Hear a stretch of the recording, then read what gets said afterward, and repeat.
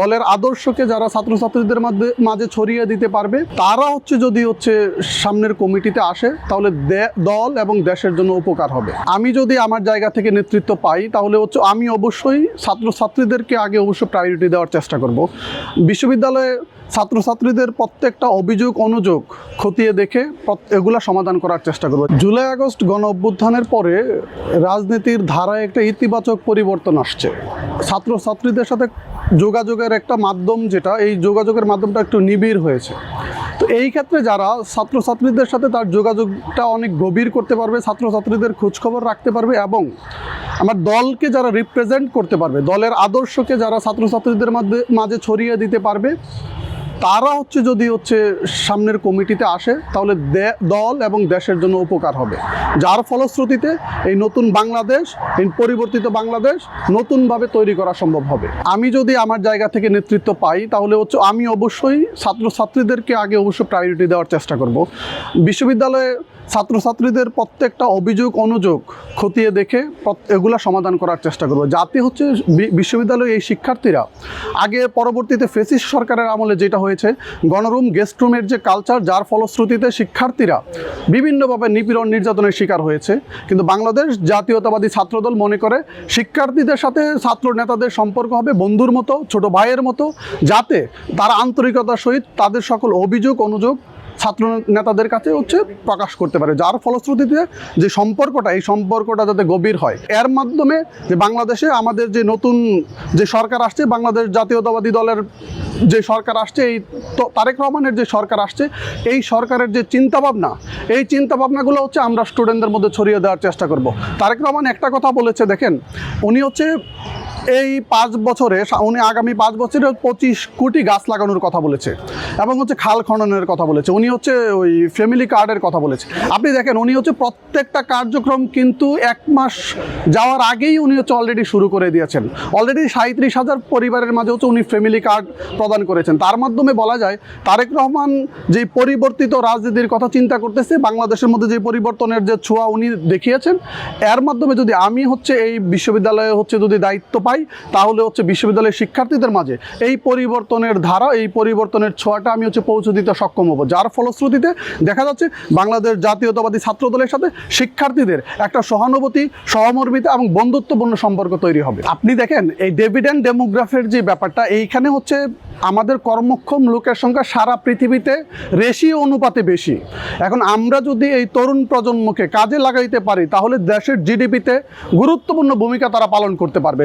যার ফলশ্রুতিতে তারেক রহমান $1 ট্রিলিয়ন যে অর্থনীতির চিন্তাভাবনা করেছে তা বাস্তবায়ন করতে সফল হবে। এখন আপনি দেখেন, 10 লাখ টাকার যে ব্যাংক লোনের কথা বলেছে।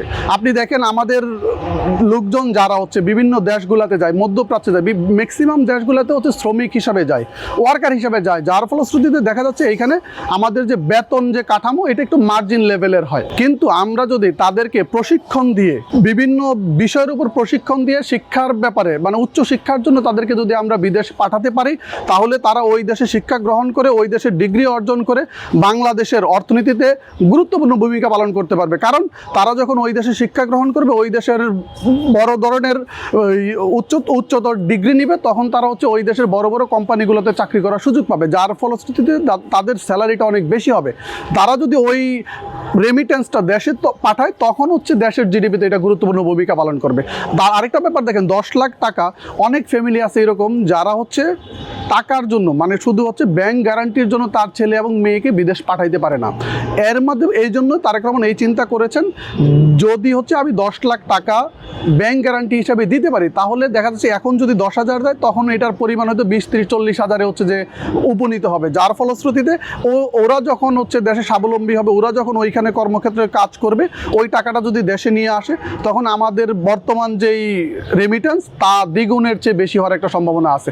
যার ফলশ্রুতিতে আমরা মনে করি এই তরুণ প্রজন্মকে, শুধু এইটা না, এই তরুণ প্রজন্মকে আরও বিভিন্নভাবে কিভাবে কর্মসংস্থান তৈরি করা যায়, কিভাবে তাদেরকে বিভিন্নভাবে ছোট বড় বিভিন্ন ব্যবসায়িক প্রতিষ্ঠানের সাথে সম্পৃক্ত করা যায়, কিভাবে তাদেরকে লোনের মাধ্যমে তাদেরকে উদ্যোক্তা হিসাবে তৈরি করা যায়, এই ব্যাপারগুলো নিয়ে চেয়ারম্যান চিন্তাভাবনা করেছেন। যার ফলশ্রুতিতে দেখা যাচ্ছে, এখন আপনি দেখেন আমাদের দেশে শিক্ষা শেষ হওয়ার পরে, শিক্ষা ব্যবস্থার শেষ হওয়ার পরে, যে অনার্স মাস্টার শেষ হওয়ার পরে আমাদের শিক্ষার্থীরা অনেকেই বেকার হয়ে যায়।